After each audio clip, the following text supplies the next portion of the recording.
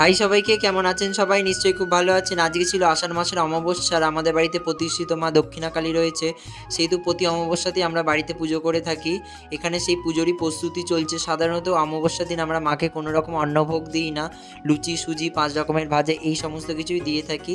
এখানে আমি লুচিটা বানাচ্ছিলাম, আর সাধারণত ভোগগুলো আমি করে থাকি, এবং যারা গুরুমন্ত্রে দীক্ষিত তারা এই ভোগ রান্না করতে পারে, সেহেতু এখানে আমি ভোগটা রান্না করে নিচ্ছিলাম। ভোগটোগ হয়ে যাওয়ার পর এখানে সমস্ত ফল টল বানিয়ে নিলাম। প্রথমে তো বললামই যে মাকে কোনো রকম অন্নভোগ দেওয়া হয় না, লুচি সুজি ফল এই সমস্ত কিছুই দেওয়া হয়। এখানে সমস্ত কিছু পূজার জোগাড় করা হয়ে গিয়েছে। দেন এদিকে পুজো হয়ে যাওয়ার পর আমরা সবাই এখানে প্রসাদ খাচ্ছিলাম। দেন আমরা এখানে সকলে প্রসাদ খাওয়ার পর যারা যারা পুজো দেখতে এসেছিলো সবার মধ্যে প্রসাদ দেওয়ার পর আমরা এখানে খেতে বসে পড়েছিলাম। অমাবস্যার দিন আমরা কোনো রকম অন্ন জাতীয় খাবার খাই না। অমাবস্যার দিন আমরা রুটি লুচি পরোটা এই সমস্তই খাই। সো চলুন আমি খেয়ে নিই। আজকের ভিডিওটি এত পর্যন্ত। যদি ভিডিওটি ভালো লাগে অবশ্যই একটি লাইক করবেন এবং অবশ্যই কমেন্টে জানাবেন ভিডিওটি কেমন লাগলো। অনেক অনেক ভালো থাকবেন।